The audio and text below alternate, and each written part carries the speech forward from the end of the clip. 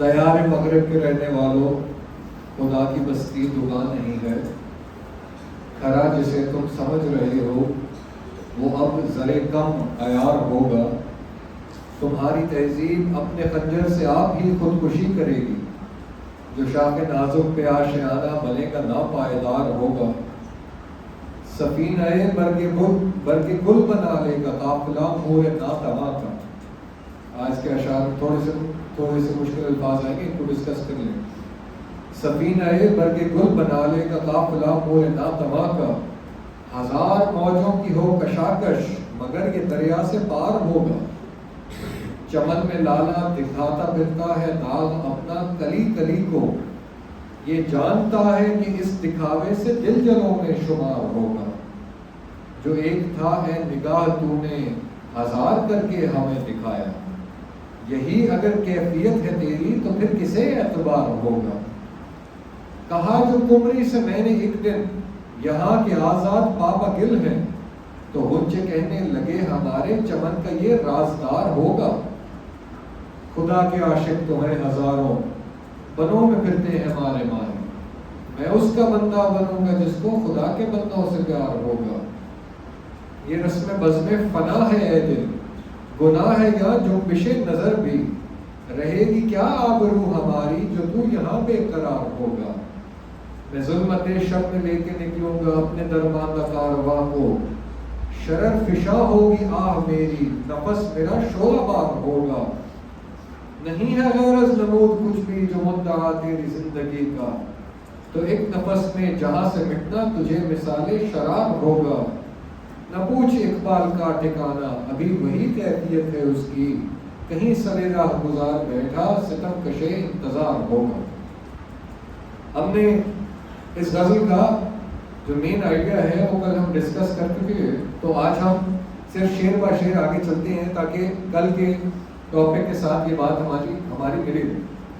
آپ کے سامنے میں نے کل ایک بات عرض کی تھی کہ یہ علامہ نے اپنی شاعری کے بہت شروعات میں 1907 میں 1938 میں ان کی ڈیتھ ہوئی اور 1938 میں ہی ان کی آخری کتاب آئی، تو آپ سمجھ لیجیے اس سے آلموسٹ 30 سال بلکہ 31 ایئرس اس سے پہلے جو ہے وہ یہ والی غزل کہی جا رہی، تو اتنا پرانی 60 سال سے کم عمر میں ان کی جو ہے وہ کے قریب میں ان کی ڈیتھ ہوئی ہے، تو یہاں 30 سال کے آس پاس وہ یہ نظم کہہ رہے ہیں اور آپ کو ایک انقلاب کی نوید سنا رہے ہیں کہ آنے والی دنیا کیسے ہوگی، کیا وہ زمانہ ہے جو میں دیکھ رہا ہوں، زمانہ آیا ہے بے حجابی کا۔ تو اسی اور اس کے اندر یہ ویسٹ ہمیں کہاں لے کے جا رہے ہیں، ویسٹ کی جو سویلائزیشن ہے، یا اگر ہم ویسٹرن کلچر پہ چلتے رہیں گے تو یہ ہمارے کتنے معاملات خراب کر دے گا، یہ ساری چیز ہم پڑھتے آ رہے ہیں۔ اب پہلے تو انہوں نے نوید سنا دی، انہوں نے خوشخبری سنا دی کہ کس قسم کا آ رہا ہے، اس کے اندر انسانوں نے بننا کیسے ہے، وہ طاقت کیسے اپنے اندر پیدا کریں گے تو بہتر زندگی حاصل کریں گے، اس کے اوپر شعر دیکھیے۔ سفینہ برگ گل بنا لے گا قافلہ مور ناتواں۔ سفینہ کہتے ہیں کسی بھی چیز کا کنیکٹڈ ہونا، ایک برج سا بنا ہونا کسی چیز کا، مل کے راستہ بن جانا کسی چیز کا۔ برگ گل برگ تو ہم نے سنا ہے آپ لوگوں نے کہ نہیں سنا گل برگ؟ تو برگ گل سے مراد وہی کہ گل پھول اور برگ اس کی پتی کو کہتے ہیں۔ برگ گل یعنی پتیوں کا کاروان بن جائے گا۔ پتیوں کا کاروان کون بنا لے گا؟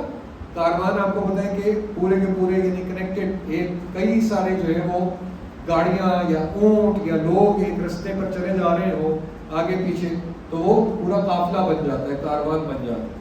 قافلہ کس کا بن رہا ہے؟ مور ناتواں۔ مور کہتے ہیں چونٹی کو، ناتواں کہتے ہیں کمزور کو، بالکل لاغر جس کے اندر کوئی طاقت نہیں ہوتی۔ مور ناتواں کمزور سی چونٹیاں بھی ایسا خوبصورت قسم کا پھول کی پتیوں جیسا راستہ بنا لیں گی، اس کے لیے یعنی شرط ہوتی ہے، شرط یہ ہے وہ اسی بات کے اندر شامل ہے مور ناتواں، کہ یہ جو چونٹی ہوتی ہے، چونٹی کی مثال کیوں دی جا رہی ہے کہ اگرچہ وہ کمزور ترین چیز ہے، لیکن اگر آپ ایک چونٹی کا ڈسپلن دیکھ لیں اور چونٹیوں کی لائن قطار اندر قطار جس طرح چونٹیاں چلتی جا رہی ہوتی ہیں اور پھر وہ مل کر بڑے سے بڑی چیز بھی اپنے اوپر لاد کر اپنے گھر پہنچانے کا کام کر رہی ہوتی، پھر اپنے سے کئی گنا زیادہ بوجھ جو ہے وہ ایک چونٹی نے اپنے پیچھے کمر پر لادا ہوتا ہے اور رستے پر چلی جا رہی ہوتی ہے، چلے جا رہی ہوتی ہے، پورا قافلہ ہوتا ہے چلے جا رہا ہوتا ہے۔ اچھا اس سے بھی اگلی بات سن لیں، ان کے اندر سے کچھ چونٹیاں جو ہیں جب ان کو اور ذرا بڑا شکار مل جاتا ہے، ایک پلیٹ سے وہ بڑی جو ہے وہ گڑ کی ڈلی اٹھا لیتے ہیں، یا ایک کاکروچ انہوں نے مارا ہوا نہیں دیکھا اور اس کو اٹھا کر لے کر جانا ہے، اور اس کو الٹیمیٹلی انہوں نے جو ہے وہ ان کا شکار ہے، اس کا استعمال کرنا ہے، تو کئی چونٹیاں مل کے پھر اس کو اٹھا لیتی ہیں اور چلی جاتی ہیں، چلتی جاتی ہیں، چلتی جاتی ہیں۔ اچھا اس سے بھی اگلے لیول پر آ جائیں، جب وہ چونٹیوں کا چونکہ وہ قطار اندر قطار چل رہی ہیں، ایک لائن کے اندر چلے جا رہی ہیں، تو جب وہ بڑا شکار اٹھایا ہوا ہے تو وہ اٹھا کر اپنے سروں کے اوپر سے اگلی چونٹیوں کو ٹرانسفر کر دیتی ہیں، جب وہ تک گئی تو اگلیوں کو ٹرانسفر کر دیا، اسی طرح سے وہ پورا کا پورا بوجھ اور وہ وہاں سے آگے وہ والی چونٹیاں لے کر چلنا شروع ہو گئی۔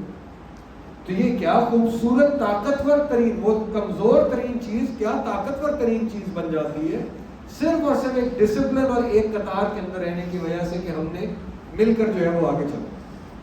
سفینہ برگے گل بنا لے گا قافلہ مول ناتوا کا، ہزار موجوں کی ہو کشاکش مگر یہ دریا سے پار ہوگا۔ کشاکش کہتے ہیں کھینچا تانی، کشمکش بھی اس کے لیے لفظ ہمارے اردو میں کہ وہ کس کشمکش میں مبتلا ہے۔ سنا ہے کبھی یہ بات؟ یہ جو کشمکش ہے، یہ جو کشاکش ہے، یہ فارسی سے آیا ہوا ہے، اور کش کہتے ہیں، یہ میں نے آپ لوگوں کے سامنے شاید پہلے بھی بات رکھی تھی، کھینچنے کو کہا جاتا ہے، ٹھیک ہے، اس نے کش کھینچا، کش لگایا، یہ تو سبھی جانتے ہوں گے کہ یہ جو کش کھینچنا، کش مکش، کھینچ نہ کھینچ، یہ جو کھینچ نہ کھینچ کی کارستانیاں ہیں، کش مکش ہے، یہ اس کے اندر جب انسان مبتلا ہو جائے تو اس کو پھر وہ کشمکش کہتے ہیں کہ یہ وہ کشمکش میں مبتلا ہے، اس کو سمجھ نہیں آ رہی وہ ادھر جائے یا ادھر جائے، کس طرف کو وہ مڑے، اس کو سمجھ نہیں آ رہی۔ تو یہ کیا کہہ رہے ہیں کہ وہ اگر آپ کے اندر ڈسپلن و چونٹی والا آ گیا تو ہزار موجوں کی ہو کشاکش، موج دریا کی موجیں، دریا کے اندر جو لہریں ہیں، ہزار موجیں ہوں، بڑی بڑی موجیں ہوں، اور وہ کھینچ رہی ہو، ایک ادھر کھینچ کے لے کے جا رہی ہو، ایک ادھر کھینچ کے لے کے جا رہی ہو، مگر یہ دریا سے پار ہوگا۔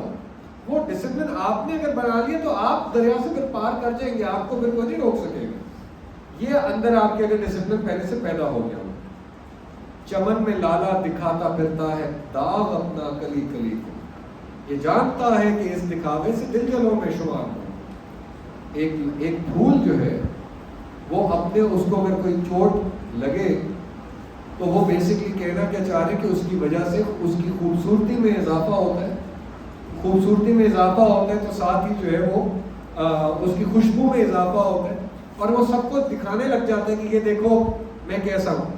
یہ استعارہ چھوٹے بچوں کے لیے شاید تھوڑا سا مشکل ہو، لیکن بڑے سمجھ جائیں گے۔ دیکھیں دنیا میں دو حقیقتیں ہیں جن کے بارے میں جو ہے وہ جب یہ شاعر بھی جس کو ڈسکس کرتے ہیں یا ویسے بھی ہم نے جب سنے تو ایک چیز کہلاتی ہے حسن اور ایک چیز کہلاتی ہے عشق۔ ایک حسن ہوتا ہے، حسن وہ ہوتا ہے جس سے عشق کیا جاتا ہے، ٹھیک ہے، حسن حسن خوبصورتی کو کہتے ہیں، اللہ حسن ہے تو ہم عشق ہیں کہ ہم نے اپنے عشق سے اللہ کے حسن کو ثابت کرنا اور دنیا میں لے کے چلنا۔ یہی بات جو ہے وہ کسی آپ مجازی اپنے عاشق اور محبوب کے بارے میں بھی ثابت کر سکتے ہیں کہ محبوب دراصل سراپا حسن ہوتا ہے، تو اس کی حسن کی پرستش میں ایک عاشق جو ہے وہ اپنے عشق کا اظہار کرتا ہے اور اس کے پیچھے چلا جاتا ہے، چلا جاتا ہے، اور جو کام وہ کرتا ہے اس کو لگتا ہے کہ جس چیز سے وہ حسن کو پا سکتا ہے وہ کام کرتا ہے۔ تو یہ یعنی دو حقیقتیں ہیں، دو طرح کے لوگ ہوتے ہیں، دو طرح کی جو ہے یہ زندگی کے معاملات ہوتے ہیں، حسن اور عشق۔ اب یہ جو پھول ہے، پھول جو ہے، پھول کس چیز کا استعارہ ہے، حسن کا یا عشق کا؟ حسن کا، بیوٹی کا، ٹھیک ہے، کہ کوئی چیز خوبصورت ہے وہ پھول جیسی خوبصورت ہے، یا نازکی اس کے لب کی کیا کی کہیے پکڑی ایک گلاب کی سی، تو یہ جو پھول کا استعارہ ہے یا برگ گل کا استعارہ ہے یا اس کی خوشبو کا استعارہ ہے، یہ سب حسن کے استعارہ۔ لیکن وہ ایک لالا جو ہے درمیان میں، یعنی ایک پھول جو ہے، اس کا یہ دل کرنے لگ پڑا ہے جب سے اس نے یہ پیغام علامہ کا سنا ہے کہ کس طرح سے میں اپنے آپ کو لوگوں کے اندر ممتاز کروں یا کس طرح سے اپنے سامنے لے کے آؤں۔ میں حسن نہیں رہنا چاہتا، میں عاشق بننا چاہتا۔ اس نے یہ ایک پھول نے طے کیا لالے نے کہ میں تو عاشق اصل میں بننا چاہتا ہوں. اب جب وہ عاشق بننا چاہتے کہ وہ دوڑ میں لگا تو اس کو چھوٹا سا بھی اگر کوئی چوٹ لگ گئی, اس کا ایک کہیں سے کوئی پتی گر گئی, اس کا کہیں سے جو ہے وہ کسی نے آتے جاتے ہوئے اس کو توڑ دیا, تھوڑا سا وہ مرجھا گیا, دھوپ کم پڑی, تو وہ جو چھوٹا سا بھی داغ ہے, تو اب یہ شعر ہم دوبارہ پڑھتے ہیں. چمن میں لالا دکھاتا پھرتا ہے داغ اپنا کلی کلی کو, حالانکہ حسن کی شہزادی ہے, حسن کا پھول, حسن کا شہزادہ ہے ایک پھول, لیکن وہ اتنا سا داغ لگا ہے تو کلی کلی کو, چھوٹی چھوٹی سی جو کلی ہے اس کو بھی دکھا رہی ہے, دیکھو میرے ساتھ کیا ظلم ہوا ہے. کیوں؟ یہ جانتا ہے کہ اس دکھاوے سے دل جلوں میں شمار ہوگا, کہ یہ اگر یہ بات اس نے پروف کر دی لوگوں کے سامنے کہ میرے اوپر ظلم ہوا ہے, تو یہ جو دل جلے عاشق پھرتے شاید ان کے اندر میرا جو ہے وہ میری شمولیت ان لوگوں میں ہو جائے. یہ آپ کو یاد ہے نا, ہم نے کل وہ پڑھا تھا, کبھی جو آوا رہے جنون تھے وہ بستیوں میں پھر آ بچے. عاشقوں کی بات ہو رہی, تو الٹیمیٹلی آئیڈیا کیا بتایا جا رہا ہے کہ یہ عاشق اتنے زیادہ طاقتور ہو جائیں گے کہ محبوب اور حسن کا بھی دل کرے گا کہ ہم بھی اصل میں خود عاشق ہی بن جائیں تو شاید ہم بہتر رہیں. اس لیول کے اوپر علامہ کا پیغام آپ کو لے جا کے کھڑا کر دے گا. آپ کا اللہ کے ساتھ عشق آپ کو اس لیول پہ لے جا کے کھڑا کر دے گا کہ حسن کا بھی, یعنی اللہ کا بھی دل کرے گا کہ میں اپنے بندے سے جا کے بات کروں. اللہ تعالیٰ بھی چاہیں گے کہ یار یہ میرا بندہ اگر میری طرف اتنا چل کے آ رہا ہے, اتنا زیادہ میرے پیغام کی پاسداری کر رہا ہے, اتنا زیادہ میرے کاموں کے میرے کہنے کے مطابق کام کر رہا ہے, تو پھر کچھ کام تو مجھے بھی اس کے مطابق کرنے چاہیے. تو اس لیول کے اوپر آپ کو لے جا کر یہ عشق کھڑا کر دیتا ہے. جو ایک تھا اے نگاہ تو نے ہزار کر کے ہمیں دکھایا, جو ایک تھا اے نگاہ تو نے ہزار کر کے ہمیں دکھایا. شکوہ کیا جا رہا ہے اپنی نگاہوں سے, اپنی آنکھوں سے. چونکہ آنکھ نے جب اللہ کو نہیں دیکھا, وہ ایک تھا, اس کی ہم نے ہزار مختلف جہتیں دیکھ لی. اس کو ہم نے نیچر میں دیکھ لیا, اس کو ہم نے بتوں میں دیکھ لیا, اس کو ہم نے آگ میں دیکھ لیا, اس کو ہم نے مٹی میں دیکھ لیا, اس کو ہم نے سمندر میں دیکھ لیا, ہم نے مچھلی میں دیکھ لیا. تو ہمیں یہ لگنے لگ گیا آنکھ کے دکھاوے کی وجہ سے کہ شاید خدا تو ہزار چیزوں میں ہے. وہ دیکھو یہ بھی اتنا خوبصورت, یہ بھی اتنا طاقتور, اس کی کیسی جاہو حشمت ہے, یہ کیسا خوبصورت ہے. وہ ہزار چیزوں کے پیچھے جس نے جو چیز دیکھی وہ اس ہزارویں چیز کے پیچھے چل پڑا کہ اصل میں تو خدا وہ ہے. لیکن اصل میں ریالٹی کیا تھی؟ جو ایک تھا اے نگاہ تو نے ہزار کر کے ہمیں دکھایا. آگے دیکھیے ذرا, یہی اگر کیفیت ہے تیری تو پھر کسے اعتبار ہوگا. اگر تم نے یہی کرنا ہے میری آنکھوں, میرے دل, اگر تم میرے ساتھ یہی کرتے رہے کہ ہزارویں حصے کا مجھے غلام بناتے رہے, ہزارویں حصے کی مجھ سے پرستش کراتے رہے, اور ہزارواں حصہ کچھ بھی ہو سکتا ہے, ہماری جاب, ہماری ڈگری, ہماری سیلری, ہمارا گھر بار, ہمارے دوست, ہمارا عاشق, ہمارا محبوب, کوئی چیز بھی ہمارا جو ہے وہ اگر وہ حسن کا وہ لیول لے گیا, وہ اس نے ایک کا ہزارواں حصہ ہمیں بنا کر اگر ہم اس کے پیچھے لگ گئے تو پھر کس سے اعتبار ہو؟ پھر اصل ریالٹی کس کو پتہ چل سکے؟ سچائی تو پتہ ہی نہیں چلے گی. ہر کوئی الٹیمیٹلی تم سے متنفر ہوتا جائے گا, نگاہوں میں ٹرسٹ کرنا ہی چھوڑ دیں گے. آپ اپنی آنکھوں پہ, ایک انگریزی کا ویسے تو مقولہ ہے سینگ از بلیونگ, کہ جب تک نظر نہ آئے کوئی چیز تو اس کو ماننا نہیں چاہیے. لیکن ہم تو اس کے الٹ ماننے والے, ہم تو ماننے والے not seeing is actually believing. فرق سمجھ رہے ہیں آپ دونوں چیزوں کو, کہ یہ سیئنگ از بلیونگ پر ہم خالی نہیں چل سکتے. تو اس لیے نگاہوں کو ٹرین کرنا پڑے گا, آنکھوں کو ٹرین کرنا پڑے گا. کیسے؟ کہ جب بھی کبھی ہمارا دل کسی ایک چیز کی طرف زیادہ مائل ہونے لگتا ہے, کسی ایک شخص کی طرف, کسی ایک کام کی طرف, کسی ایک رستے کی طرف زیادہ ہم چل پڑے, ہمارے دل میں اس کے لیے زیادہ خواہشات پیدا ہونے چل پڑے شروع ہو جائے, تو ہمیں اپنے آپ سے بھی پوچھنا چاہیے کہ کیا میں وہ ہزارویں حصے کی پرستش کے پیچھے تو نہیں چل پڑا, وہ ایک کو چھوڑ کر. جہاں کہیں لگے کہ میں ہزارویں کے پیچھے چل رہا ہوں, پیچھے ہٹاؤ, واپس آ جاؤ, اور واپس یاد کرو کہ وہ ایک تو وحدہ لا شریک ہے, اس کے علاوہ تو کوئی اور ہے نہیں. پرستش کرنی ہے تو وہ ایک ہی کی کرنی ہے, سب کی نہیں کرنی, ہزاروں کی نہیں کرنی. کہا جو کمری سے میں نے ایک دن یہاں کی آزاد پابا گل ہے. کمری کہتے ہیں فاختہ کے جیسے ایک کمریاں شاید آپ میں سے کسی نے پالی بھی ہو. فاختہ کے جیسے ایک یعنی خوبصورت سا ایک برڈ ہوتا ہے, اس کو کمری کہا جاتا ہے. کمری یعنی اگین وہی ایک چمن کی بات ہو رہی ہے, باغ کی بات ہو رہی ہے, باغ کے اندر کمری سے باتیں ہو رہی ہیں. تو میں نے ایک دن جو ہے وہ کمری کو جا کر یہ والی بات کہی, اس پرندے کو میں نے یہ والی بات کہی, کیا یہاں کے آزاد پابا گل ہیں, یہ جو چمن کے آزاد لوگ ہیں, یعنی یہاں کے جو پھول ہیں, پھول ہی ہے نا چمن کے اندر جو رہتے ہیں, کہ یہ پھول کھلتے ہیں تو کہا جاتا ہے کہ پھولوں کی آزادی ہو گئی, کہ پھول کھل اٹھے ہیں. پھول کھلے ہوئے ہیں تو آپ کو جو ہے وہ چمن کھلا ہوا نظر آ رہا ہے.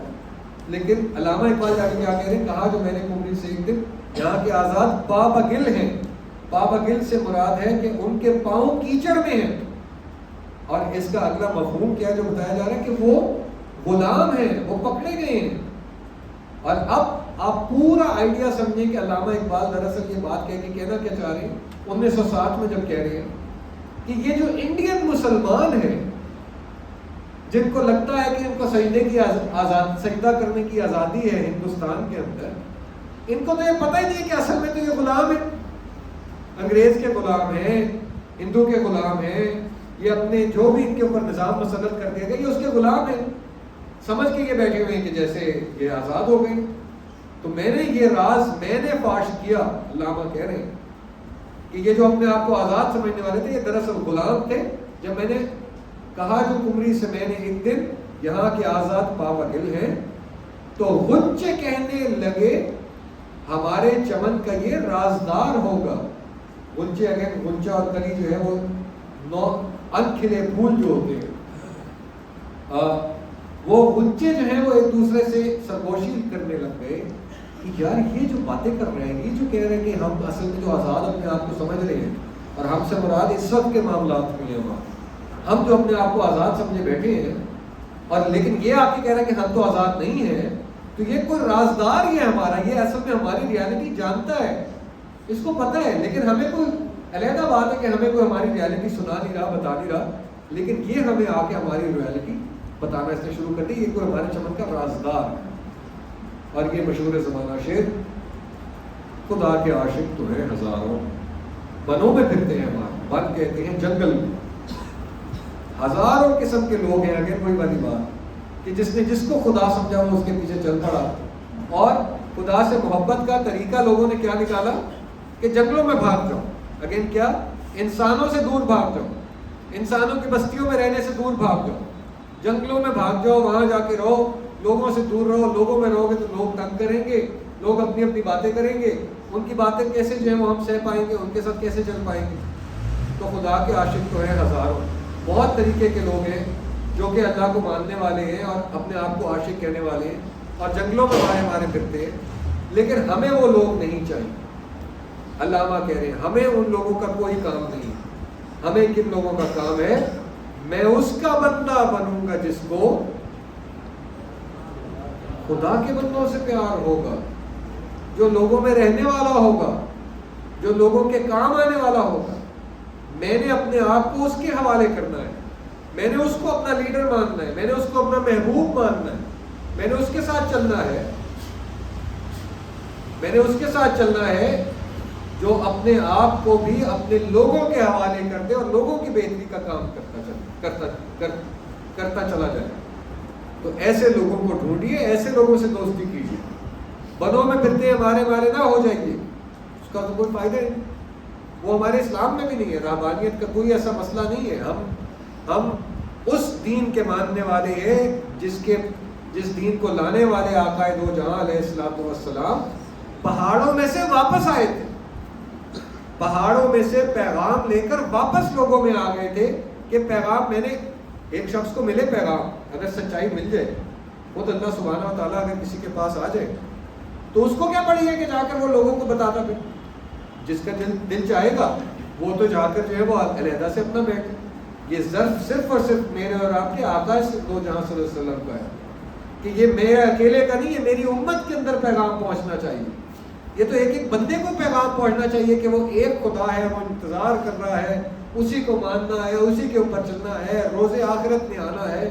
یہ ساری چیزیں جو ہیں وہ رسول اللہ صلی اللہ علیہ وسلم ہمیں بتانے کے لیے پہاڑوں سے واپس آئے. تو اس لیے ہمیں یہ سنت دی گئی ہے کہ ہم نے جو ہے وہ دنیا کو چھوڑ کر, یہ انسانوں کی بستی کو چھوڑ کر ہم نے صحراؤں میں جنگلوں میں جا کر نہیں رہنا شروع کر دینا. ہم نے انسانوں کے کام آنا ہے, انسانوں کی بہتری کے لیے ہم نے اپنے آپ کو صرف کرنا ہے. یہ رسم بزم فنا ہے اے دل, گناہ ہے جنبش نظر بھی. رسم بزم فنا, یہ جو دنیا ہے رسم بزم فنا, یہ ایک تو یہ کہ بزم کہتے ہیں محفل کو, ٹھیک ہے, کسی بھی جگہ جو لوگ بیٹھے ہو تو وہ بزم کہلاتی ہے. بزم فنا ایسی محفل جس نے ختم ہو جانا, یعنی کہ یہ دنیا, یہ زندگی, یہ جو ختم ہونے والی دنیا ہے اس کی ایک رسم ہے. اس کی رسم کیا ہے؟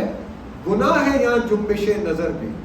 ادھر جو ہے وہ اپنی آنکھیں اٹھانا بھی اور آنکھیں ہلانا بھی, اس کا بھی گناہ ملتا ہے. اس کا مطلب کیا ہے کہ اگر اپنی آنکھ جو ہے وہ آپ اپنے محبوب سے ہٹا رہے ہیں, آپ اپنے اللہ سبحانہ و تعالیٰ سے اپنی آنکھ اٹھا رہے ہیں اور تھوڑا سا ہلکا سا بھی شرک کرنے کی کوشش کرتے ہیں تو یہ گناہ ہے. اپنے آپ کو اپنے محبوب کی محفل میں بٹھا کے کسی دوسرے محبوب کو یاد کرنے کی کوشش کرتے ہیں تو یہ گناہ ہے. کسی بھی ہزارویں حصے کے پیچھے چلنے کی کوشش کرتے ہیں تو یہ گناہ ہے. اس کے پیچھے آپ جو ہے وہ یہاں کی رسم کو نہیں لے کر چل سکتے. اور آگے سنیے ذرا کیا کہہ رہے ہیں, رہے گی کیا آبرو ہماری جو تو یہاں بے قرار ہوگا. اگر تم نے یہ والا کام کر دیا, تم نے اپنی آنکھیں ہلا دی, نظر اپنی عاشق محبوب سے ہٹا دی, تو ہماری کیا عزت بچے گی. یعنی ہم جو پیغام دینے والے تھے, ہم جو پوری وہ ٹریڈیشن تمہارے سامنے لانے والے تھے, ہماری کیا عزت بچے گی, کیا آبرو ہماری بچے گی کہ ہم نے جن تک پیغام پہنچا رہے تھے وہ تو اپنی نظریں کسی اور محبوب پر لگائے بیٹھے, وہ تو آپ کو سن ہی نہیں رہے تھے. تو اس لیے ان چیزوں سے ہم نے بچنا ہے. اور یہ بے قرار نہیں ہو, جو تو یہاں بے قرار ہوگا, بے قراری سے مراد کیا ہے؟ وہی بات کہ وہ جو ویسٹرن سویلائزیشن ہمارے اندر پیدا کر دے, یہ خوبصورتی دیکھو, یہ کپڑے دیکھو, یہ والے گانوں میں یہ والی چیزیں دیکھو, یہ ان کی گاڑیاں دیکھو, بے قراری آنا شروع ہو جائے. تو ہم نے بے قرار نہیں ہونا. بے قرار نہ ہونے کا رستہ, بے قرار نہ ہونے کا طریقہ اپنے محبوب پر نظر رکھنا ہے. ایک محبوب پہ نظر رکھیں گے تو آپ کی بے قراری ختم ہوتی چلی جائے گی. اور اسی کے اندر یاد رکھیے گا کہ صرف وہ شخص اپنے محبوب پہ نظر رکھ سکتا ہے جس نے اپنا نصب العین طے کر لیا ہو کہ میں کس نصب العین پہ جانا چاہتا ہوں, کس نصب العین پر میں پہنچنا چاہتا ہوں. تبھی وہ اپنے محبوب کی محفل کے اندر زیادہ اس کو پذیرائی ملتی ہے, وہ زیادہ قریب بلایا جاتا ہے, زیادہ قریب بٹھایا جاتا ہے. کیونکہ عاشق کو بھی, جو محبوب کو بھی پتا ہوتا ہے کہ یہ جو عاشق ہے یہ کام کا عاشق ہے, اس عاشق نے میرے نام کی بھی, میرے حسن کو بڑھایا ہے. محبوب کو خوشی ہوتی ہے اس بات. ایک ٹریڈیشنل طریقہ کار کے اندر جب مدرسوں کے اندر تعلیم جو ہے وہ پوری یونیورسٹی, ہماری مدرسہ جو تھا, جو ہماری مسجد تھی, مدرسہ ایک ہی چیز تھی, تو سب سے جو اعلیٰ ترین اسٹوڈنٹ ہوتا تھا, اب بھی آپ طریقہ کار اس کے ہوتے ہیں آپ کی کلاسز کے اندر, آگے بٹھانا سو فوت, اس کو دائیں جانے بٹھایا جاتا تھا قریب ترین بلا کر. پھر اس سے بھی ایک اگلا طریقہ یہ ہوتا تھا جس کو کہا جاتا ہے کہ گھٹنے سے گھٹنا ملا کر تعلیم جس نے حاصل کی. اس کا مطلب کیا ہے کہ دو زانو ہو کر بیٹھے ہوئے ہیں ایک دوسرے کے سامنے, تو ایک شخص لیٹ سے کہ اگر تلاوت کر رہے ہیں قاری صاحب اور ٹیچر جو ہے وہ سن رہے ہیں, تو سامنے گھٹنے سے گھٹنا ملا کر جو ہے وہ اسٹوڈنٹ بھی بیٹھا ہے, وہ اپنا سبق سنا. یہ سب سے ہائی لیول کے اوپر آ گئی ہے یہاں پر جو ہے وہ عزت و تقریم. تو اس لیے وہ عاشق جو سب سے زیادہ بہتر کام کرنے والا ہو, اس کی محبوب کے ہاں بھی پذیرائی سب سے زیادہ ہوتی ہے. یہ بات ہم نے یاد رکھنی ہے. میں ظلمت شب میں لے کے نکلوں گا اپنے درماندہ کارواں کو. ظلمت شب, رات کا اندھیرا, رات کی تاریکی, درماندہ کارواں, درماندہ کا کہتے ہیں ٹوٹا پھوٹا, پیچھے رہ گیا ہوا, جو بالکل ختم ہو گیا. میں ظلمت شب میں لے کے نکلوں گا اپنے درماندہ کارواں. یہ علامہ کہہ رہے مجھے اس بات کی فکر نہیں ہے کہ یہ جو انڈین مسلمان قوم ہے یہ بہت پیچھے رہ گئی ہے. میں تو رات کی تاریکی میں بھی ان کو لے کے نکلوں, مجھے کوئی اور نہ بھی ملے گا, مجھے چونکہ پتا چل گیا ہے کہ اللہ کا پیغام کیا ہے, میں تو ان کو لے کے نکلوں گا. شروع کی علامہ کی نظمیں ہے نا, شروع سے مراد ہے کہ ان کا جب یہ انٹلیکچوئل ڈیولپمنٹ ہوئی تو یہ ثابت کرتی ہے کہ یہ ان کا آگے کا رستہ آخر وقت تک یہی رہا. تو اس لیے وہ اپنی ذرا آپ سمجھ لیں یہاں جس کو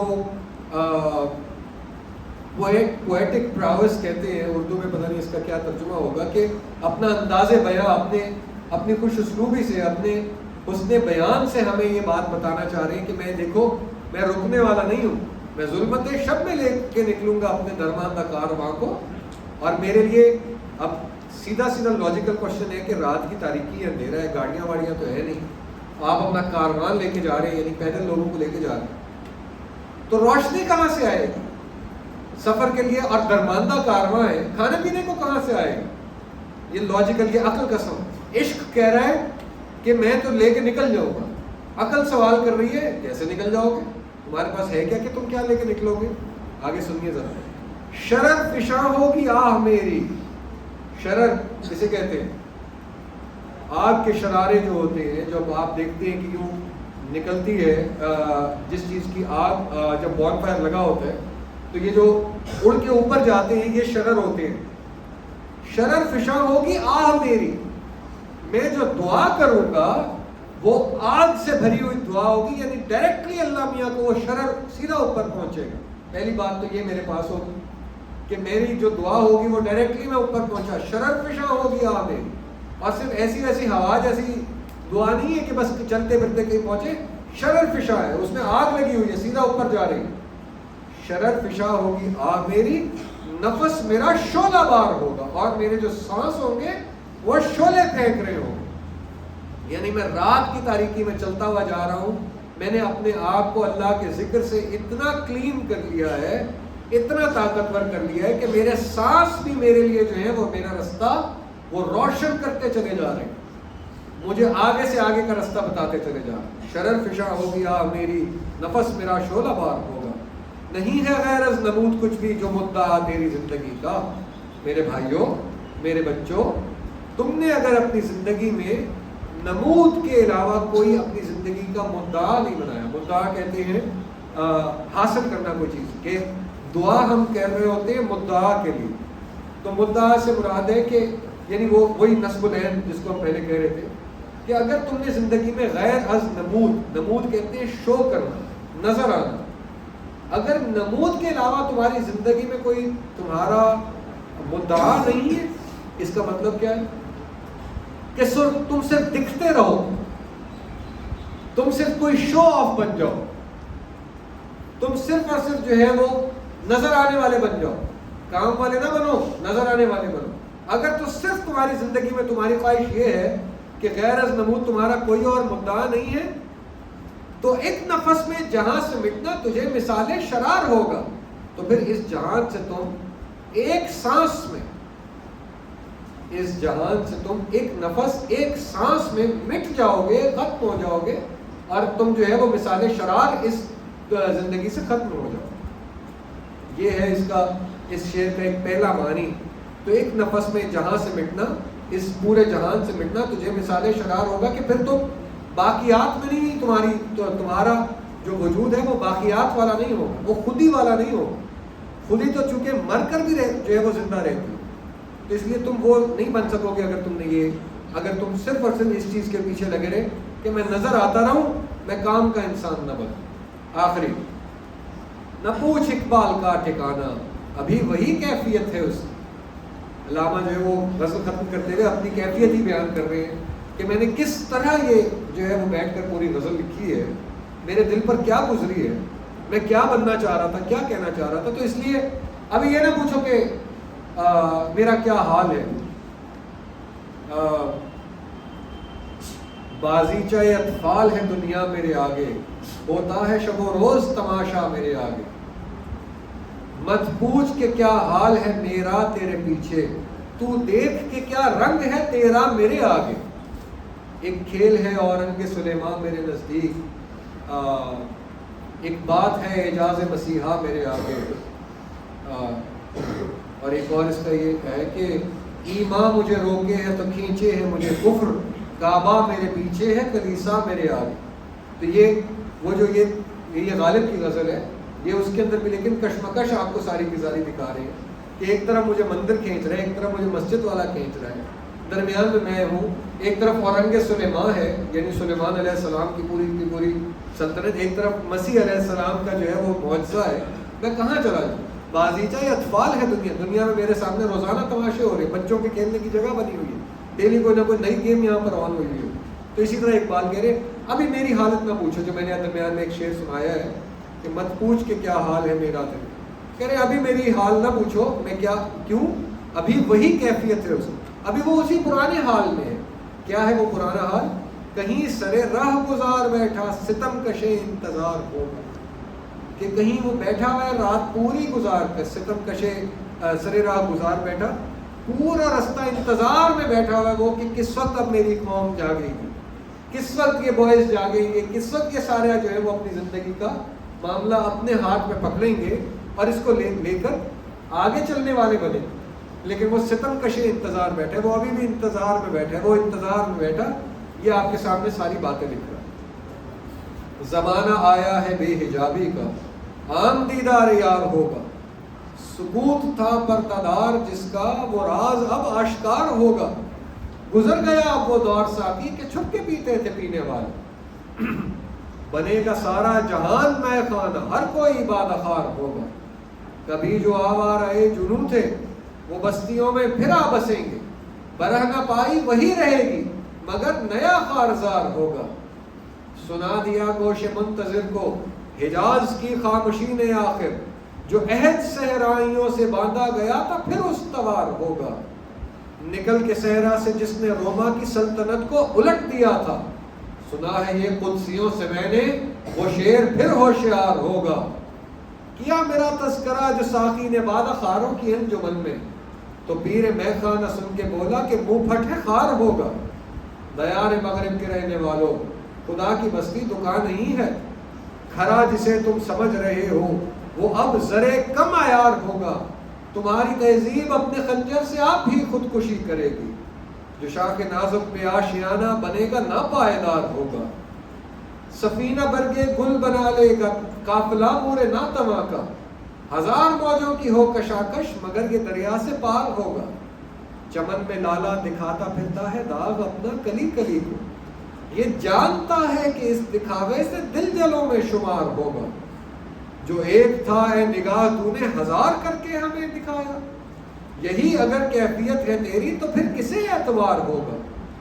کہا جو کمری سے میں نے ایک دن یہاں کے آزاد پابا گل ہیں، تو غنچ کہنے لگے ہمارے چمن کا یہ رازدار ہوگا.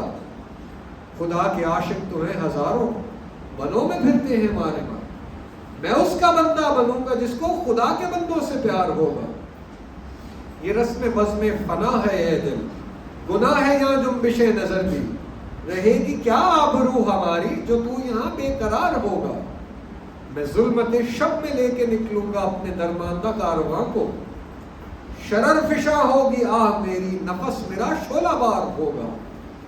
نہیں ہے غیرت نمود کچھ بھی جو مدعا تیری زندگی کا، تو ایک نفس میں جہاں سے مٹنا تجھے مثال شرار ہوگا. نہ پوچھ اقبال کا ٹھکانہ، ابھی وہی کیفیت ہے اس کی. کہیں سریرا گزار بیٹھا ستم کشے انتظار ہوگا. زمانہ آیا ہے بے حجابی کا، عام دیدار یار ہو. سکوت تھا پردہ دار جس کا، وہ راز اب آشکار ہو. اللہ تعالی ہم سب کو اپنی خودی کی زندگی جاننے والا بنائے. ہم سب کو جرت، طاقت اور محبت کے ساتھ اپنے درماندہ کارواں کو زندہ کرنے والا بنائے. ہم سب کو مسلمانوں کا، انسانوں کا لیڈر بنائے. انسانوں کا خدمت گزار اور انسانوں کے لیے آسانی پیدا کرنے والا خدا کا سچا عاشق بنائے. وآخر دعوانا الحمدللہ رب العالمین.